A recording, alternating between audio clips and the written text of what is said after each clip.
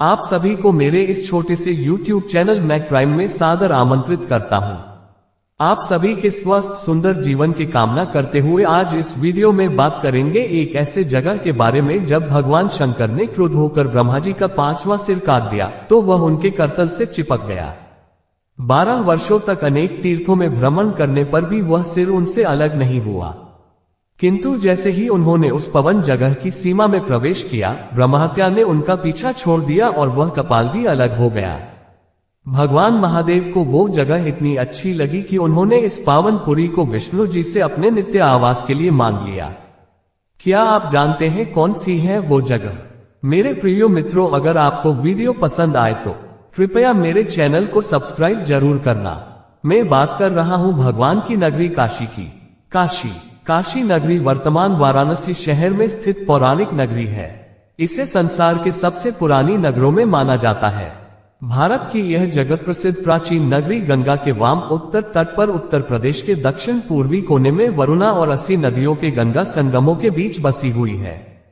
इस स्थान पर गंगा ने प्रायः 4 मील का दक्षिण से उत्तर की ओर घुमाव लिया है और इसी घुमाव के ऊपर इस नगरी की स्थिति है। इस नगर का प्राचीन वाराणसी नाम लोकोच्चारण से बनारस हो गया था, जिसे उत्तर प्रदेश सरकार ने शासकीय रूप से पूर्ववत वाराणसी कर दिया है, जिसके राजा राज ऋषि रामकोल नागवंशीय थे। विश्व के सर्वाधिक प्राचीन ग्रंथ ऋग्वेद में काशी का उल्लेख मिलता है। काशीरित्ते आप काशीना संग्रभीता पुराणों के अनुसार यह आद्य वैष्णव स्थान है। पहले ये भगवान विष्णु माधव की पुरी थी। जहां श्रीहरि के आनंदाश्रु गिरे थे वहां बिंदु सरोवर बन गया और प्रभु यहां बिंदु माधव के नाम से प्रतिष्ठित हुए। ऐसी एक कथा है कि जब भगवान शंकर ने क्रुद्ध होकर ब्रह्मा जी का 5वां सिर काट दिया तो वह उनके करतल से चिपक गया। 12 वर्षों तक अनेक तीर्थों में भ्रमण करने पर भी वह सिर उनसे अलग नहीं हुआ, किंतु जैसे ही उन्होंने काशी की सीमा में प्रवेश किया, ब्रह्महत्या ने उनका पीछा छोड़ दिया और वह कपाल भी अलग हो गया। जहां ये घटना घटी वह स्थान कपालमोचन तीर्थ कहलाया। महादेव को काशी इतनी अच्छी लगी कि उन्होंने इस पावन पुरी को विष्णु जी से अपने नित्य आवास के लिए मांग लिया। तब से काशी उनका निवास स्थान बन गया। हरिवंश पुराण के अनुसार काशी को बसाने वाले भरतवंशी राजा काश थे। कुछ विद्वानों के मत में काशी वैदिक काल से भी पूर्व की नगरी है। शिव की उपासना का प्राचीनतम केंद्र होने के कारण ही इस धारणा का जन्म हुआ जान पड़ता है, क्योंकि सामान्य रूप से शिवोपासना को पूर्व वैदिक कालीन माना जाता है। वैसे काशी जनपद के निवासियों का सर्वप्रथम उल्लेख हमें अथर्ववेद की पेप्पलाद संहिता में मिलता है। शुक्ल यजुर्वेद के शतपथ ब्राह्मण में काशीराज धृतराष्ट्र का उल्लेख है, जिसे शतानीक सत्राजित ने पराजित किया था। बृहदारण्यकोपनिषद में काशीराज अजातशत्रु का भी उल्लेख है।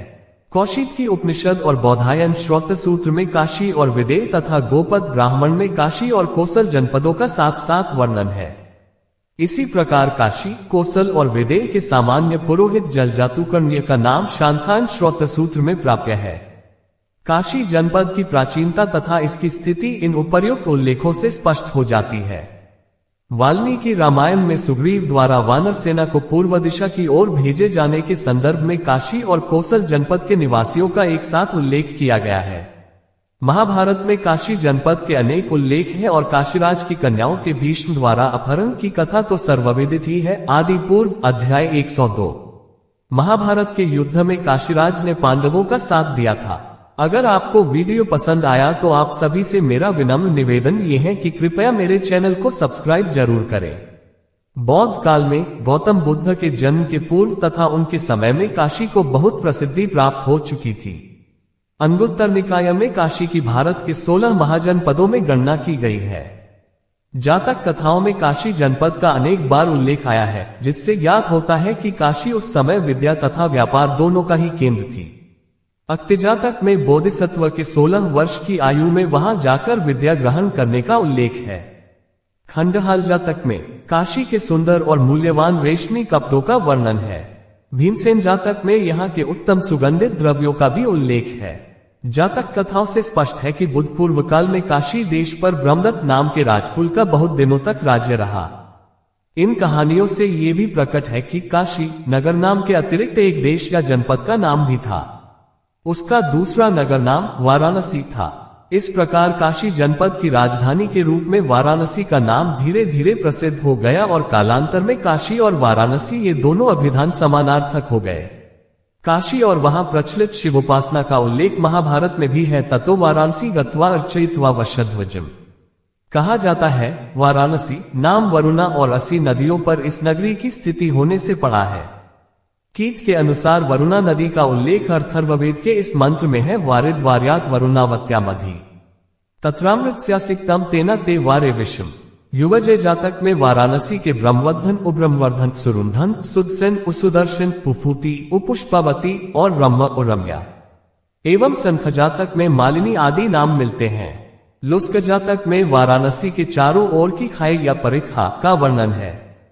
गौतम बुद्ध के समय में काशी राज्य कोसल जनपद के अंतर्गत था। कोसल की राजकुमारी का मगधराज बिंबिसार के साथ विवाह होने के समय काशी को दहेज में दे दिया गया था। बुद्ध ने अपना सर्वप्रथम उपदेश वाराणसी के सन्निकट सारनाथ में दिया था, जिससे उसके तत्कालीन धार्मिक तथा सांस्कृतिक महत्व का पता चलता है। बिंबिसार के पुत्र अजातशत्रु ने काशी को मगध राज्य का अभिन्न भाग बना लिया और तत्पश्चात मगध के उत्कर्ष काल में इसकी यही स्थिति बनी रही। बौद्ध धर्म की अवनति तथा हिंदू धर्म के पुनर्जागरण काल में काशी का महत्व संस्कृत भाषा तथा हिंदू संस्कृति के केंद्र के रूप में निरंतर बढ़ता ही गया, जिसका प्रमाण उस काल में लिखे गए या पुनः संपादित पुराणों द्वारा प्राप्त होता है। स्कंद पुराण में तो स्वतंत्र रूप से काशी के महात्म्य पर काशीखंड नामक अध्याय लिखा गया। पुराणों में काशी को मोक्षदायिनी पुरियों में स्थान दिया गया है। चीनी यात्री फाह्यान चौथी शती और युवानच्वांग अपनी यात्रा के दौरान काशी आए थे। युवानच्यांग ने 7वीं शताब्दी के पूर्वार्ध में यहाँ लगभग 30 बौद्ध विहार और 100 हिंदू मंदिर देखे थे। 9वीं शताब्दी में जगतगुरु शंकराचार्य ने अपने विद्या प्रचार से काशी को भारतीय संस्कृति तथा नवोदित आर्य धर्म का सर्वाधिक महत्वपूर्ण केंद्र बना दिया। काशी की यह सांस्कृतिक परंपरा आज तक अविच्छिन्न रूप से चली आ रही है। अगर आपको वीडियो पसंद आया तो आप सभी से मेरा विनम्र निवेदन ये है कि कृपया मेरे चैनल को सब्सक्राइब जरूर करें। भारतीय इतिहास के मध्य युग में मुसलमानों के आक्रमण के पश्चात उस समय के अन्य सांस्कृतिक केंद्रों की भांति काशी को भी दुर्दिन देखना पड़ा। 1193 में मोहम्मद गोरी ने कन्नौज को जीत लिया, जिससे काशी का प्रदेश भी, जो इस समय कन्नौज के राठौड़ राजाओं के अधीन था, मुसलमानों के अधिकार में आ गया। दिल्ली के सुल्तानों के आधिपत्य काल में भारत की प्राचीन सांस्कृतिक परंपराओं को काशी के ही अंत में शरण मिली। कबीर और रामानंद के धार्मिक और लोकमानस के प्रेरक विचारों ने उसे जीता जागता रखने में पर्याप्त सहायता दी। मुगल सम्राट अकबर ने हिंदू धर्म की प्राचीन परंपराओं के प्रति जो उदारता और अनुराग दिखाया, उसकी प्रेरणा पाकर भारतीय संस्कृति की धारा, जो बीच के काल में कुछ क्षीण हो चली थी, पुनः वेगवती हो गई और उसने तुलसीदास, मधुसूदन सरस्वती और पंडितराज जगन्नाथ जैसे महाकवियों और पंडितों को जन्म दिया एवं काशी पुनः अपने प्राचीन गौरव की अधिकारिणी बन गई। किंतु शीघ्र ही इतिहास के अनेक उलटफेरों के देखने वाली इस नगरी को औरंगजेब की धर्मांधता का शिकार बनना पड़ा। उसने हिंदू धर्म के अन्य पवित्र स्थानों की भांति काशी के भी प्राचीन मंदिरों को विध्वस्त करा दिया। मूल विश्वनाथ के मंदिर को तुड़वाकर उसके स्थान पर एक बड़ी मस्जिद बनवाई, जो आज भी वर्तमान है। मुगल साम्राज्य की अवनति होने पर अवध के नवाब सफदरजंग ने काशी पर अधिकार कर लिया, किंतु उसके पौत्र ने उसे ईस्ट इंडिया कंपनी को दे डाला। वर्तमान काशी नरेश के पूर्वज बलवंत सिंह ने अवध के नवाब से अपना संबंध विच्छेद कर लिया था। इस प्रकार काशी की रियासत का जन्म हुआ।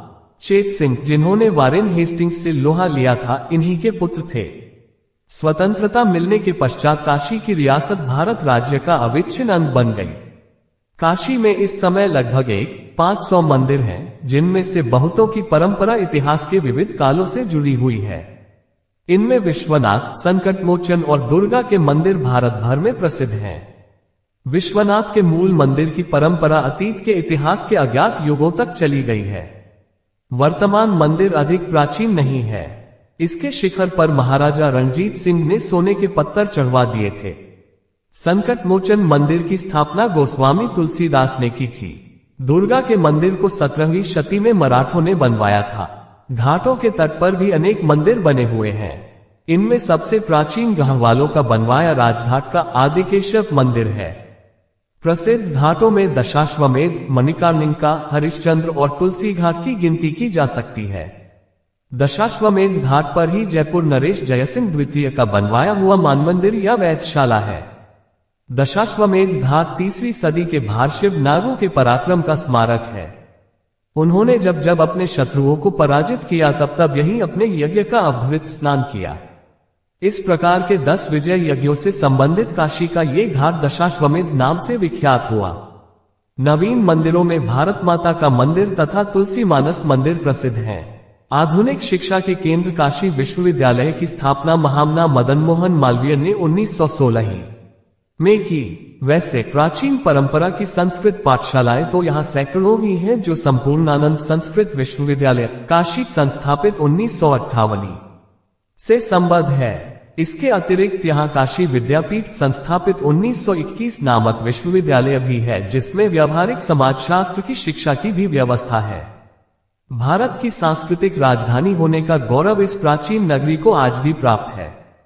दूसरे शब्दों में ये भी कहा जा सकता है कि काशी ने भारत की सांस्कृतिक एकता के निर्माण तथा संरक्षण में भारी योग दिया है। भारतेदु आदि साहित्यकारों तथा नागरी प्रचारिणी सभा जैसी संस्थाओं को जन्म देकर काशी ने आधुनिक हिंदी साहित्य को समृद्ध बनाया है। अगर आपको वीडियो पसंद आया तो आप सभी से मेरा विनम्र निवेदन ये है कि कृपया मेरे चैनल को सब्सक्राइब जरूर करें। वाराणसी के घाटों का दृश्य बड़ा ही मनोरम है। भागीरथी के धनुषाकार तट पर इन घाटों की पंक्तियां दूर तक चली गई हैं। प्रातः काल तो इनकी छटा अपूर्व ही होती है। पुरानी कहावत के अनुसार शाम अवध अर्थात लखनऊ की शाम और सुबह बनारस यानी वाराणसी का प्रातः काल देखने योग्य होता है। यहाँ की छोटी छोटी और असाधारण रूप से सक्रिय गलियां तथा उनमें स्वच्छंद विचरने वाले साण अपरिचितों के लिए कुतूहल की वस्तु हैं। एक कथा के अनुसार महाराज सुदेव के पुत्र राजा दिवोदास ने गंगा तट पर वाराणसी नगर बसाया था। एक बार भगवान शंकर ने देखा कि पार्वती जी को अपने मायके हिमालय क्षेत्र में रहने में संकोच होता है, तो उन्होंने किसी दूसरे सिद्ध क्षेत्र में रहने का विचार बनाया। उन्हें काशी अति प्रिय लगी। वे यहाँ आ गए। भगवान शिव के सानिध्य में रहने की इच्छा से देवता भी काशी में आकर रहने लगे। राजा दिवोदास अपनी राजधानी काशी का आधिपत्य खो जाने से बड़े दुखी हुए। उन्होंने कठोर तपस्या करके ब्रह्मा जी से वरदान मांगा, देवता देवलोक में रहे, भूलोक पृथ्वी मनुष्यों के लिए रहे। सृष्टिकर्ता ने एवमस्तु कह दिया। इसके फलस्वरूप भगवान शंकर और देवगणों को काशी छोड़ने के लिए विवश होना पड़ा। शिवजी मंदराचल पर्वत पर चले तो गए, परंतु काशी से उनका मोह कम नहीं हुआ। महादेव को उनकी प्रिय काशी में पुनः बसाने के उद्देश्य से 64 योगिनियों सूर्यदेव, ब्रह्मा जी और नारायण ने बड़ा प्रयास किया। गणेश जी के सहयोग से अंततोगत्वा यह अभियान सफल हुआ। ज्ञानोपदेश पाकर राजा दिवोदास अविरक्त हो गए। उन्होंने स्वयं एक शिवलिंग की स्थापना करके उसकी अर्चना की और बाद में वे दिव्य विमान पर बैठकर शिवलोक चले गए। महादेव काशी वापस आ गए। काशी का इतना महात्म्य है कि सबसे बड़े पुराण स्कंद महापुराण में काशी खंड के नाम से एक विस्तृत पृथक विभाग ही है। इस पुरी के 12 प्रसिद्ध नाम काशी, वाराणसी, अभिमुख क्षेत्र, आनंद कानन, महाश्मशान, रुद्रावास, काशिका, तप स्थली, मुक्तिभूमि, शिवपुरी, त्रिपुरारी राजनगरी और विश्वनाथ नगरी है। अगर आपको वीडियो पसंद आया तो आप सभी से मेरा विनम्र निवेदन ये है कि कृपया मेरे चैनल को सब्सक्राइब जरूर करें। विश्वनाथ जी की अति श्रेष्ठ नगरी काशी पूर्वजन्मों के पुण्यों के प्रताप से ही प्राप्त होती है। यहाँ शरीर छोड़ने पर प्राणियों को मुक्ति अवश्य मिलती है। काशी बाबा विश्वनाथ की नगरी है। काशी के अधिपति भगवान विश्वनाथ कहते हैं, इदम मम प्रियं क्षेत्रम पंचक्रोशी परिमितम। 5 कोस तक विस्तृत यह क्षेत्र काशी मुझे अत्यंत प्रिय है। पतित पावनी काशी में स्थित विश्वेश्वर विश्वनाथ ज्योतिर्लिंग सनातन काल से हिंदुओं के लिए परम आराध्य है, किंतु जनसाधारण इस तथ्य से प्रायः अनभिज्ञ ही है कि यह ज्योतिर्लिंग 5 कोस तक विस्तार लिए हुए है। पंचक्रोशात्मकम लिंगन ज्योतिरूपा स्नातनम। ज्ञान रूपा पंचक्रोशात्मक ये पुण्य क्षेत्र काशी के नाम से भी जाना जाता है। ज्ञान रूपा तो काशीयम पंचक्रोश परिमिता। पद्म पुराण में लिखा है कि सृष्टि के प्रारंभ में जिस ज्योतिर्लिंग का ब्रह्मा और विष्णु जी ने दर्शन किया, उसे ही वेद और संसार में काशी नाम से पुकारा गया। 5 कोस की काशी चैतन्य रूप है, इसलिए यह प्रलय के समय भी नष्ट नहीं होती। काशी की महिमा विभिन्न धर्मग्रंथों में गाई गई है। काशी शब्द का अर्थ है प्रकाश देने वाली नगरी। जिस स्थान से ज्ञान का प्रकाश चारों ओर फैलता है उसे काशी कहते हैं। ऐसी मान्यता है कि काशी क्षेत्र में देहांत होने पर जीव को मोक्ष की प्राप्ति होती है। प्रियो मित्रों, आज के वीडियो में इतना ही। कल फिर एक नए वीडियो के साथ आपके सामने उपस्थित होंगे। अगर आपको वीडियो पसंद आया तो आप सभी से मेरा विनम्र निवेदन ये है कि कृपया मेरे चैनल को सब्सक्राइब जरूर करें। हो सके तो वीडियो की ज्यादा से ज्यादा लाइक और शेयर अवश्य करें। आपके खुशहाल जीवन की कामना करते हुए आज यहीं पे विदा लेता हूं।